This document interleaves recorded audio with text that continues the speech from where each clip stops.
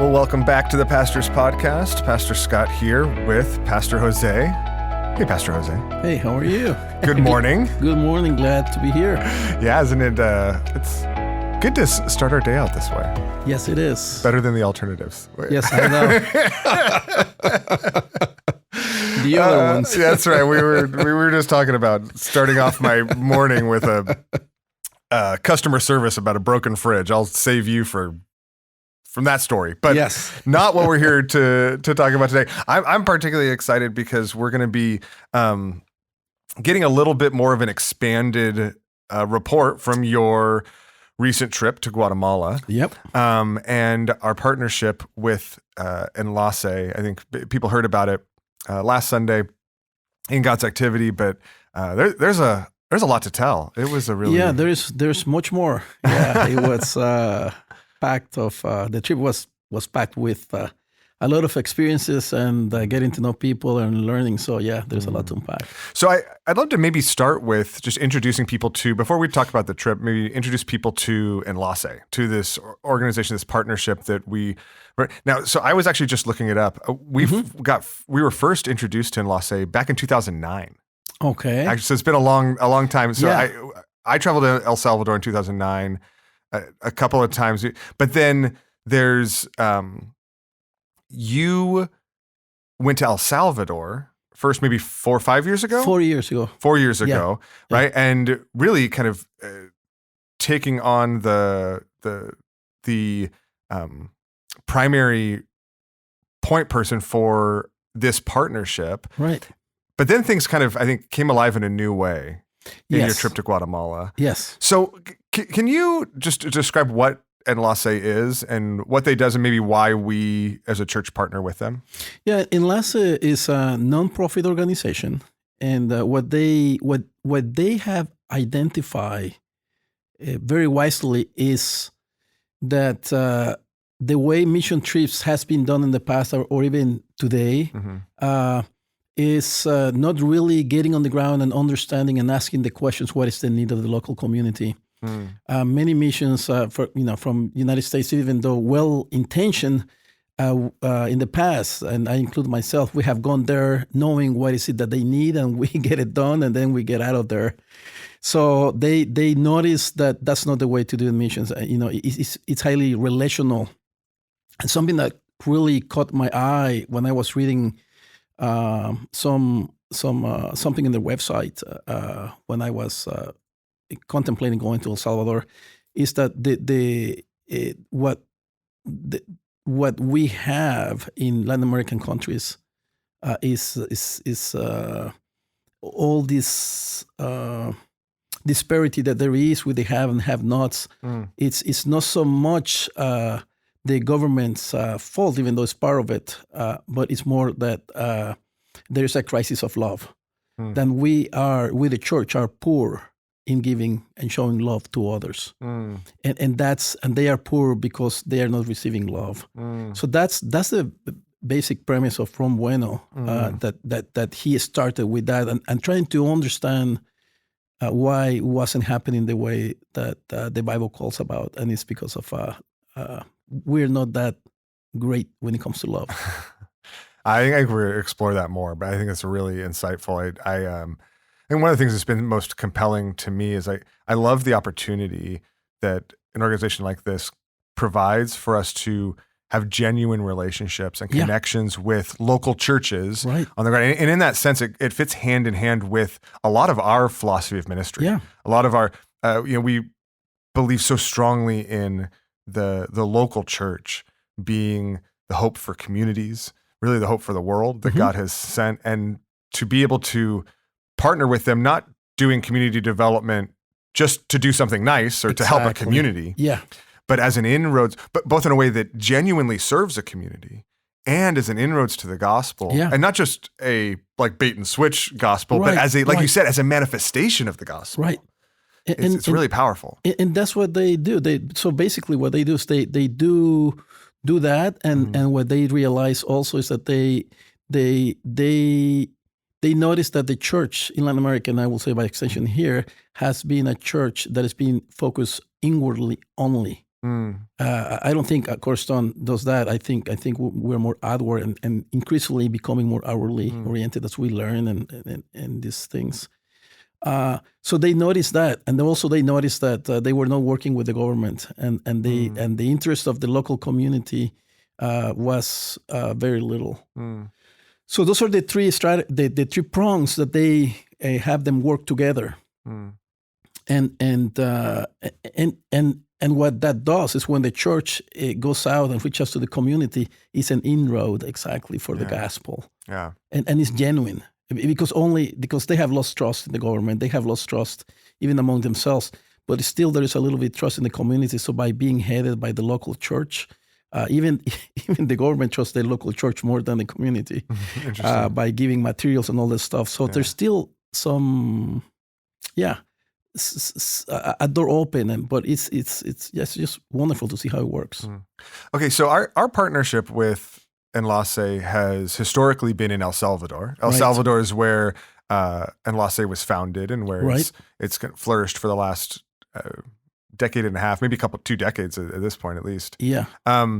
And so, but you went to Guatemala. Right. Why Guatemala? How does that fit into this ministry that's primarily been in El Salvador? So when I went to El Salvador, the one and only time that I went 4 years ago, and as I was there, I was told, Ron Bueno, he's the director and the founder of ENLACE. He came and had dinner with us, and he told me, hey, you know what? I don't know if you know, but we have plans of starting Guatemala. We already started, but we don't have anything yet. So will you be interested? Excuse me. Will you be interested in going to Guatemala? I says, yeah, I will be interested. I have family there. Most of my family is there, and everything. So that's how it started. So yeah. And I mean, I think it's so neat to see both the connection of their expansion into Guatemala. Yeah. Your roots in Guatemala and the way in which your heart is knit in a unique way with that country and those people. What, maybe before we get into some of the specifics about some of the stories of people that you saw, what about this trip to Guatemala was different? I mean, you've been back to Guatemala a lot over the years, right? Yeah. Mainly to visit my family. Yeah, exactly. And friends, family and friends. And I mean, a trip to Guatemala is not an abnormal thing for you. No, it is not. So what was different about this trip to Guatemala? Well, this trip was very different in the sense that it was a trip to capture the vision. Even though when I was explaining that, it really didn't connect with me. So in my mind, I was just going to go visit, 10 churches and see what they're doing, and because I've been once, so I thought I had the vision, right? And but this time was different. It was just leaving at midnight here from LAX and arriving first thing in the morning, 6 in the morning in Guatemala, and then going from there, picked up, going to have breakfast, and from breakfast, spending all day until 7, 8 at night, go to sleep, get up again, and do that for 5 days in a row. So what was different, it was planned. It was very well planned. I knew it was going to be quick-paced, which I liked. I wanted to see as much as possible. And it was intense. So and yes, I did capture and learn the vision from them. Okay, so I'd love to hear a little bit about maybe some of the churches that you saw, or some of the projects, or some of the people that you met that shaped your understanding of both what ENLACE is doing and what the local church is doing in Guatemala. Yeah. Also, I think something that helped me understand the vision, get the vision, understand what ENLACE does, it was colored by the context of the pandemic. Interesting. So the pandemic offer, it was very contrasting, right? Because I knew Guatemala since I left, but I have not seen these new areas and how new they were, and how displacement happened during the pandemic from the city to the outskirts of Guatemala City, and the need. I mean, was need that arose very quickly.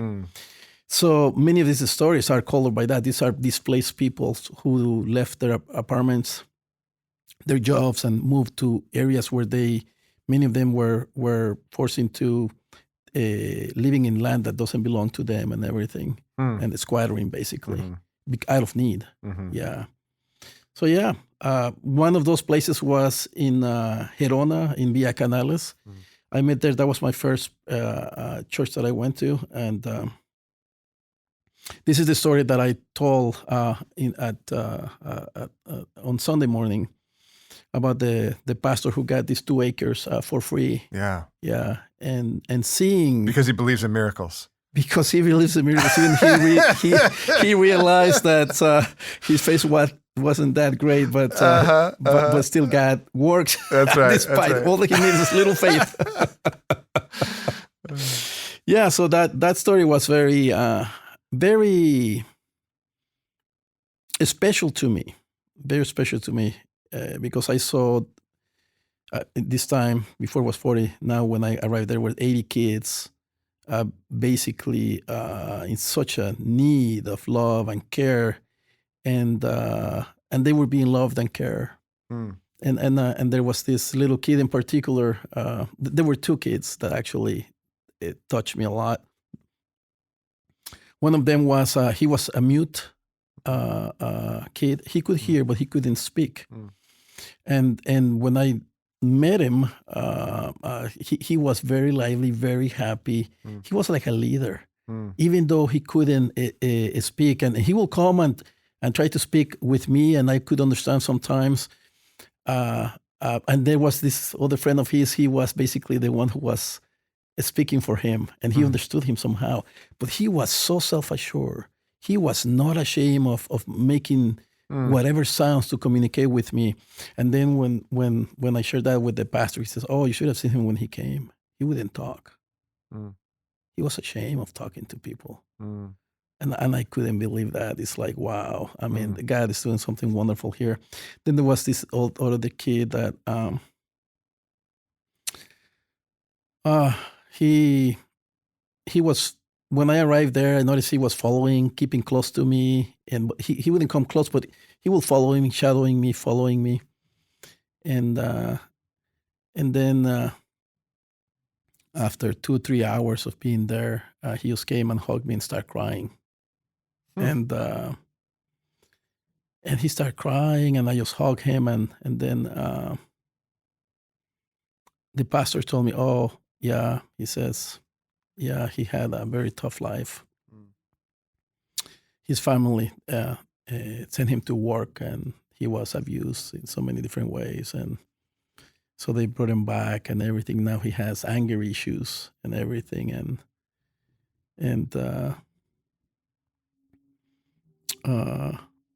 yeah, I just hug him and pray for him, and I talk to him and share him that we have similar stories, and yeah, and I believe that I don't know how the things of God work, but sometimes I think that we can minister to other people where God has ministered to us, even though you are not even aware. Yeah. So it was that was seeing the need of the kids and stuff like that, and yeah. That's powerful. Yeah. Okay, so that was just your first day.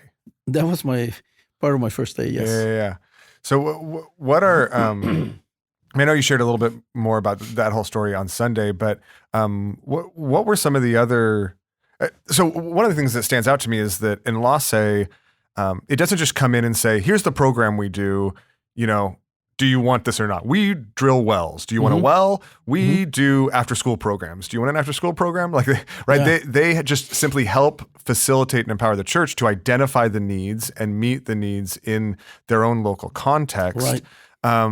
And so because of that, there's kind of a diversity of different programs that local churches develop to be the hands and feet of Jesus in their community. Right.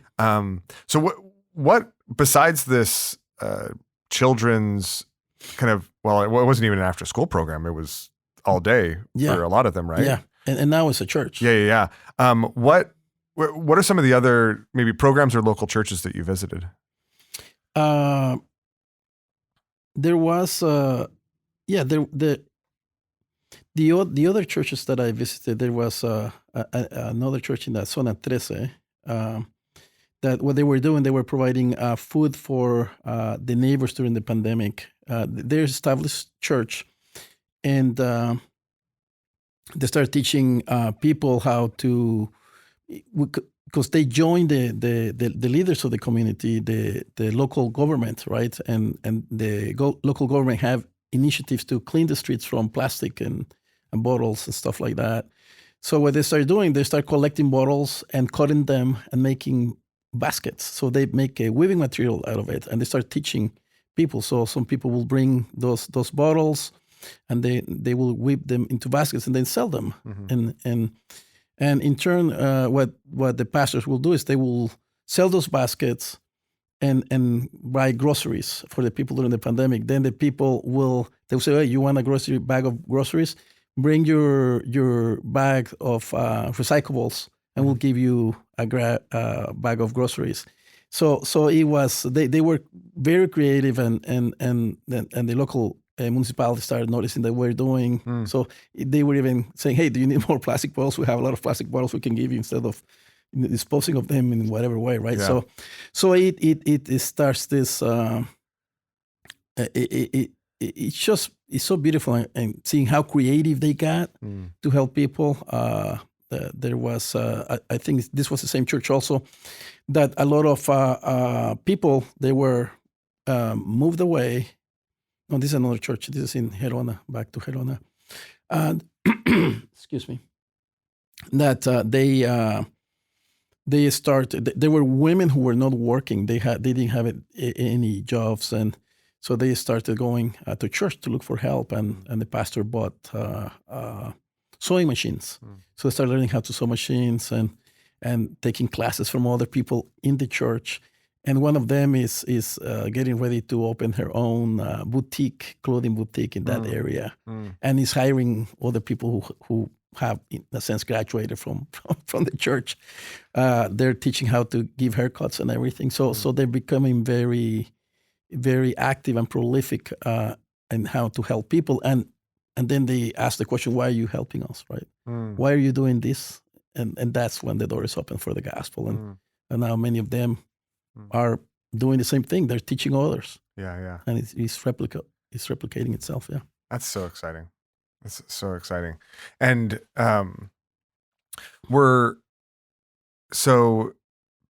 different people were doing these different kind of projects, different churches were doing these different projects. Were there any others that either people or projects, maybe even just specifically people, that stood out to you that just kind of left an impression on you? Yeah, there were the other churches, just to continue. In that, okay, please. It's there was this town in Villa Canales, and Boca del Monte, that a lot of gang members moved there too. They were displaced from the center of the city.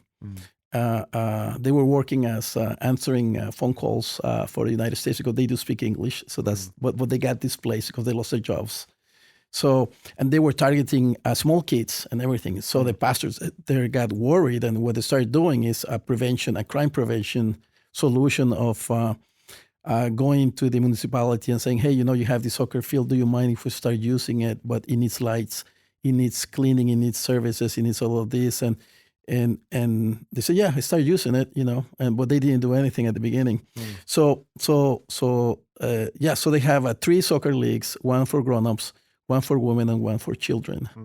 And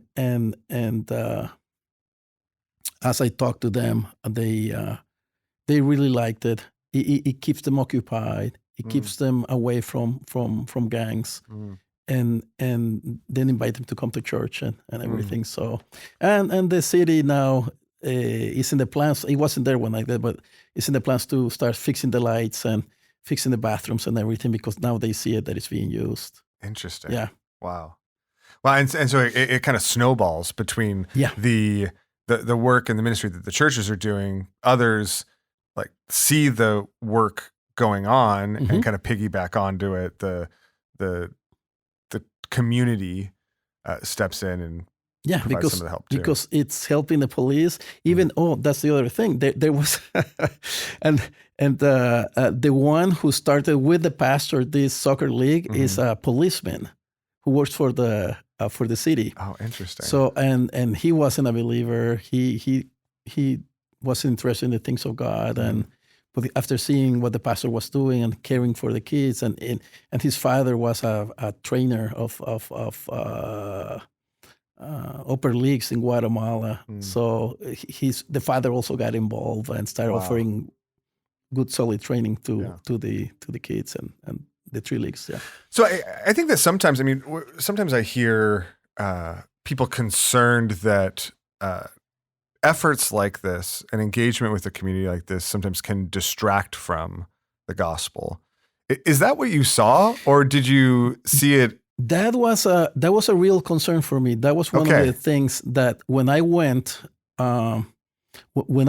this time, because I wasn't when I went to El Salvador the first time, I used to put all my cards on the table, right? Yeah. I wasn't fully convinced that was being done, and so when I got there, I started asking the questions to the pastor. So respectfully, everything, everything that you guys are doing here is great. It says, how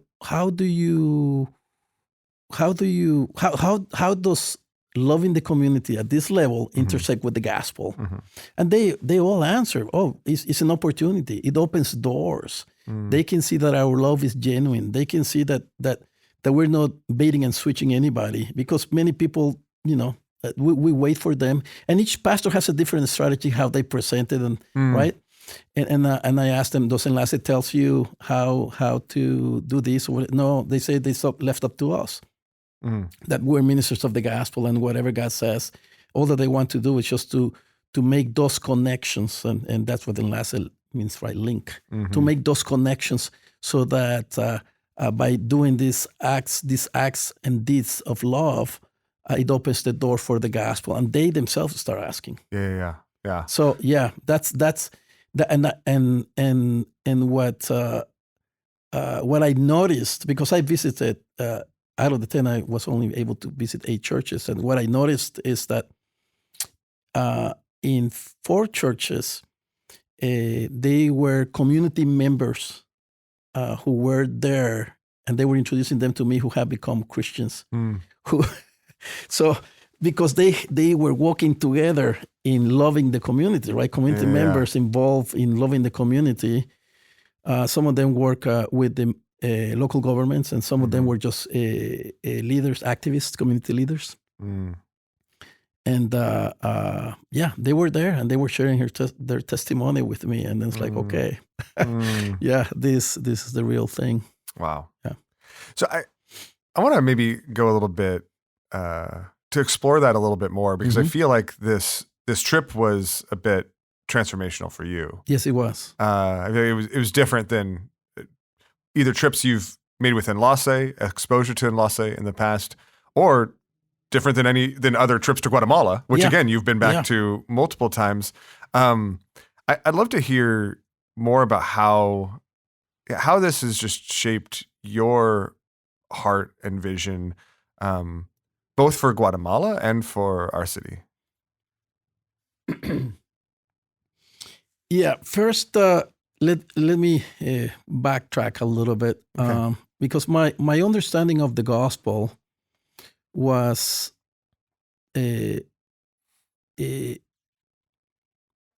well, we know that the gospel is the solution for all of us, all of humanity, right? The solution to sin, the solution to poverty, the solutions to justice is where God does justice to all of us.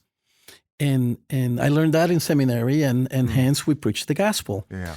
But what it hadn't been connected for me was how loving your neighbor and meeting them at their need, how that opens the door to the gospel.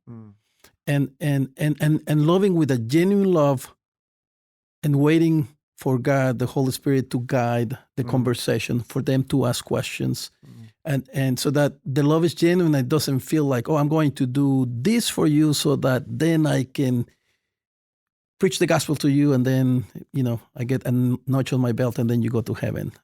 No, it's not that. And then when I read the Gospels now, or when I am remember of the Gospels, this is the way Christ lived his life. He went, he fed people, he was with them, he healed them, he met them at their need, and then sometimes some of them will know that he was the Messiah. Some others wouldn't even know. He wouldn't even tell them. Right? Probably later when they saw him crucified, they connected the dots. Yeah. But it's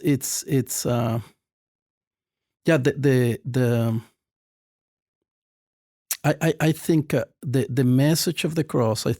Now I'm beginning to understand that a little bit better. I don't think I fully grasp it, but the power of the gospel is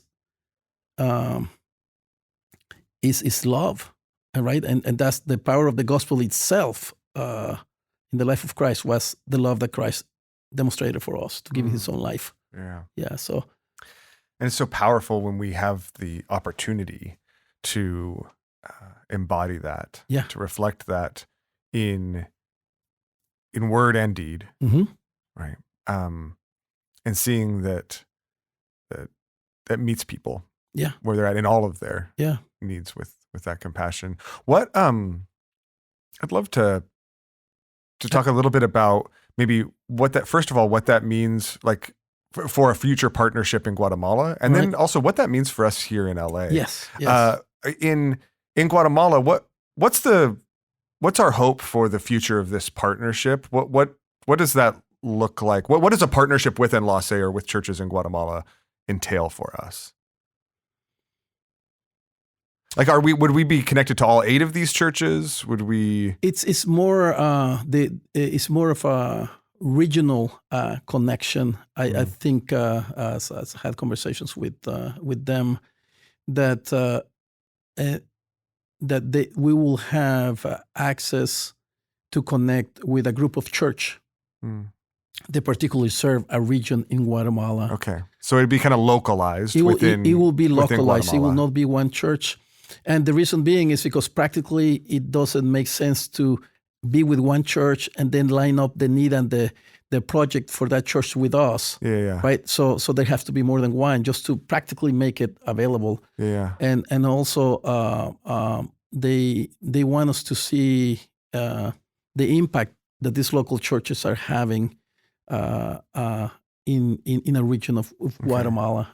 So we'll connect with one of these regions, and then as they have projects that come up, we'll partner with them in their projects, and get to participate in the work the Lord's doing there.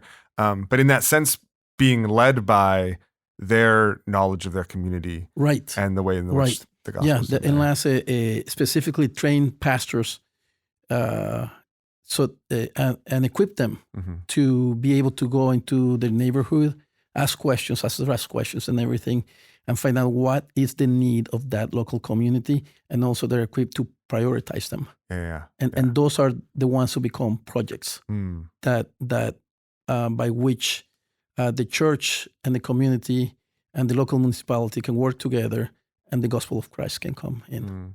That's exciting. And so, kind of next steps for us, we'll be taking another trip down with a larger group in next spring at some point to continue to develop those relationships in a particular region in Guatemala. Okay. And so, if people are interested in that, they can let us know. We'll announce more information of it as in the coming months. But that's really exciting. It is exciting for this to be just be the seeds of what God's going to do. It's very. I've done many mission trips in the past, but this one, I don't know, because you mentioned Guatemala, is where I was born and has a special place in my heart. But it's a trip that it will affect you in a good way. It will transform you in a good way, just to get a sense of the need that is there. but also not only the need, but the wonderful things that God is doing, and having an opportunity to learn from those local churches how they are ministering the full gospel, I will call it, in a sense, right? Not with word only, but also in action. Okay, so let's talk about that a little bit more, because I think that one of the things that's so striking about this is that it's not just a one-way partnership. No. Right? This isn't just a partnership where we get the opportunity to serve people that need us. We're making connections in ways that we can also glean and be served and learn from local churches and relationships that we need as well. I feel like that's been one of the things that I've heard you talk a lot about since can you expand on that a little bit? Yeah, when it's I'm just going to use this illustration with when who's the one who says, "What good can come out of Nazareth?" Right? Who was that? He was under the fig tree. Yeah. He was a man with no guile. Well, we know who he was. We should both know this. Yes, I just forgot. Jose. Yes. Well, anyways, so the illustration here is Nathaniel. That was him. Yes. So the illustration here is I went with the idea, what good thing can come out of Guatemala? So interesting. That was which it tells you where my mind was. Okay, we're going to go. I'm going to go over there. They're going to show me 10 churches. I'm going to see what they're doing there, and then I will pick a church when I debrief with the elders, and we'll pick a church and we help them. So that was my, to my shame, but that was what was in my mind. But then when you get there, you realize that Guatemala, Salvador, whatever Latin American country, is not alone. God is with them, and God is working there. And the grace of God that I saw is very unique and special. So for me, it was when I was there, I wasn't even, I was going with that in my mind, going and doing that trip with that. That was the objective. But God, right? He has some other things. When you go there, when you go on a trip like this, it's not so much about what you can do. We can help and we can support a lot. But God wanted me, because as I mentioned, right, we were been thinking about, especially in the last 2 months, and even though for the last year or 2 years, we've been talking about the community center here. So to me, when I saw this and I saw the how powerfully it works, how it's changing people's lives, how it's changing the community, and how the gospel is taking root in people's lives, these are people who didn't want to do anything with the church because the church were not helping the community. And when I see the lives transform, it dawned on me, it's like, now I know another reason why I'm here. I am here to learn, to see what God is doing, to learn from the Guatemalan pastors and churches and what ENLACE is doing here. But over Lord, to learn of the work of God that God is doing here, and bring it back home. And of course, it has to be contextualized. Yeah. We have to do our homework and see what the need of the community around us is. But that was a humbling realization for me that God had to take me to Galilee, back to Galilee, my precious Galilee, to be taught something, that He was doing there. Wow. So what do you think that means for us here? I mean, this is something we've been talking about a bit over the last few years. Yeah. How does that realization, and how does what you've learned from them shape what we see the Lord doing here? Yeah, I think what it's a big question. Maybe it's unfair at this point. No, it's fine. I've thought a little bit about it. Yeah. I think we are very open to our community church, but I think God wants us to be more open. And And the reality is that God has given us all these buildings that we have here.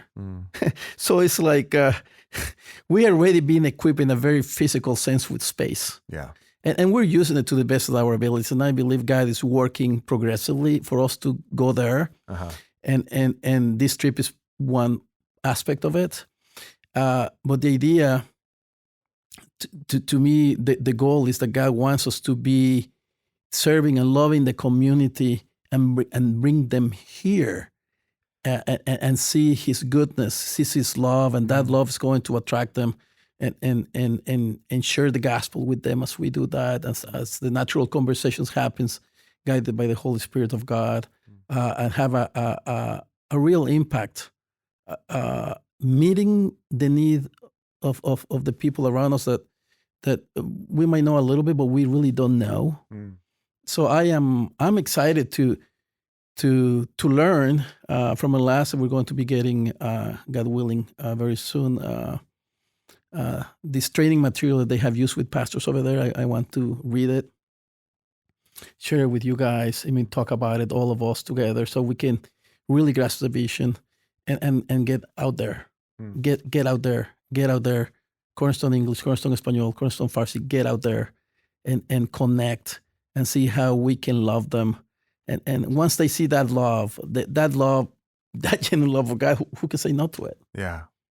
No, I think it's really exciting. I think there are so many ongoing needs, particularly in our community, and it's like, while God has given us that heart, it is also easy to kind of get into our rhythms and even at times just assume that that's somebody else's responsibility. Right. As opposed to seeing the opportunities the Lord places in front of us. And I think that God has already primed the pump during COVID. Yeah. Like how we responded to put the computer lab or getting the computers for the kids to do their homework because the moms, they had work to do during COVID. And so there were some responses that we did. And I think that was just for God to tell us, you can do this. You've done it already. And we're going to be doing more of this. Yeah. And that's where I'm excited. I mean, I'm excited for people to hear more, even too, about some of the next steps with the community center and the investments we have put there to leverage what the Lord has entrusted to us, not for our own good, but for the love of others, the love of the needs in our community, and ultimately for the sake of the gospel. Right. To open up doors to the gospel, that we might just continue to embody it in this place and in this city and the years and decades to come. That's really, I'm really excited to see what the Lord does with that.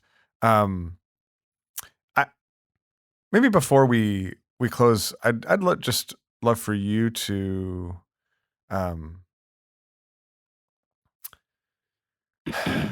maybe just share any final thoughts about how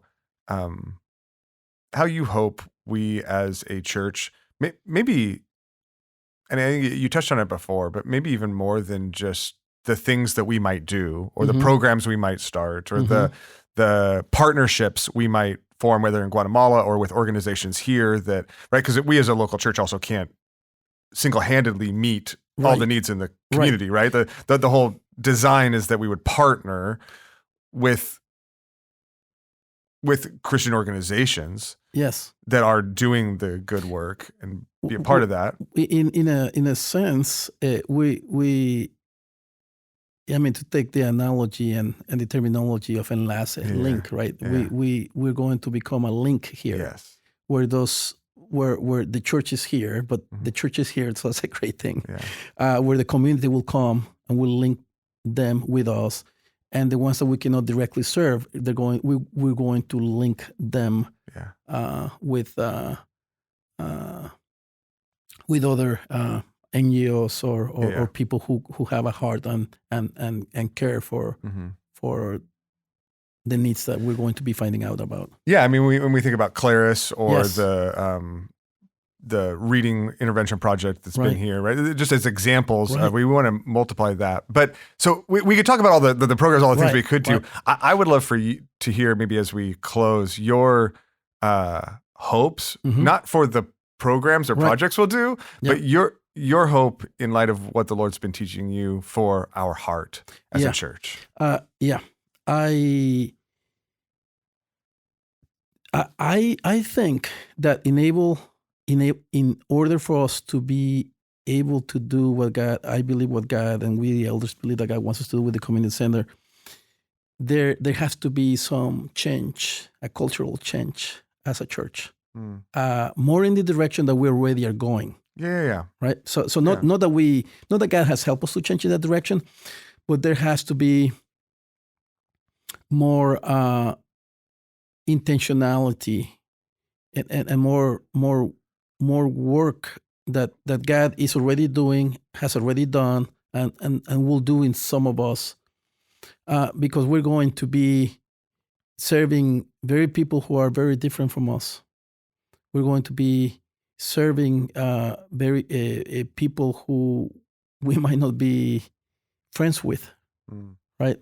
So these are people who might be older than us. They might be people who will be very different than us or younger than us. Which also so there's change. To say all that, I believe God is preparing us, and He will change our hearts to develop us a heart of compassion toward people who are very different than us. And that will be one thing. So we have to independently, one-on-one with God and collectively as a church, and I think we're in a great time because we are. It's like overall in the context of the church, it seems like we're starting with so much. It's like a new phase of the church. We've been there before. Yeah. So I think, being willing to be challenged, being willing to be changed, and let God do the work. But it will require sacrifice. Because I did see that. I did see a loving like that requires a lot of sacrifice, and we know that strength comes from God. It comes from the gospel. He conquered. He won. But we have to be prepared for that. Yeah. Such an incredible hope that He prepares us for that. He calls us to that. He empowers it in us. And in that way, I think that's what makes that call not scary, but exciting. And this is perhaps one of those good work that He had already prepared for us beforehand. Such a sweet reminder. It seems in a lot of ways, even as how He's built His church to this point, and He's been preparing us and building His church in a way that He's calling us and teaching us to love across the things that might normally be barriers. Right. It's already happening here. Exactly. And in a lot of ways, I think there can be even in my heart, I think there can be a tendency to be like, oh, okay, we've learned that. So now, we can go learn something else. Right. But I think the way of Christ is continuing in that direction. Right. Look at the richness you've experienced as you've learned these things, as you've learned to love others different than you. There's even more to be had for His glory and for our good. Yes. And for the spread of the gospel here in West LA. And we want those people to experience the freedoms that Christ attained for us, right? They're waiting to be set free. They're waiting to have hope. They're waiting to know Christ, right? And that's what we're here for. Yeah. Yeah. Well, what a blessing of a trip that both gave us a heart and opportunities to minister across the world, but also a heart and magnifying opportunities for how God wants to do that same kind of work here. I'm so thankful for what the Lord's done in your heart, how He's doing it in your heart, how you are leading our church family forward in this, how it's impacting and shaping us. And I'm excited for what comes next, I think, on all those fronts. Yeah, I'm excited. I'm just excited to my secret dream is 10, 15, 20 years from now, be with all of the elders, with all of the church, and look back and see, wow, look what God has done. Look what God has done. Yeah. I mean, to me, that is what drives me. Just to see, to be surprised by God again, right? In bigger ways, in newer ways, and impactful ways, in eternal ways. That drives me, just to see Him work. Yeah. It's so true as we look back over the last 10, 12 years. And how exciting is it that He's just going to continue to do that and magnify it. Yeah. So, well, thanks, Jose. Thanks for your heart. Thanks for sharing this with us. Thanks for your faithfulness to step into that. And even I'm super thankful for the model of just your openness and teachability, the ways in which God is continuing to sharpen and grow you. And provides an example for all of us for how He is preparing to surprise all of us around each corner. Yes, we're all surprised together. That's right. He is the God of the impossible, I'll tell you. That's the truth. That's the truth. Thank you. Thank you, though. Absolutely. Well, thanks again. And thank you all for listening. Thanks for being a part of this surprising ride we are all on together as a church family. It's such a privilege to get to do it with you. So thanks for listening. Thanks for being family. We love you, and we'll see you on Sunday.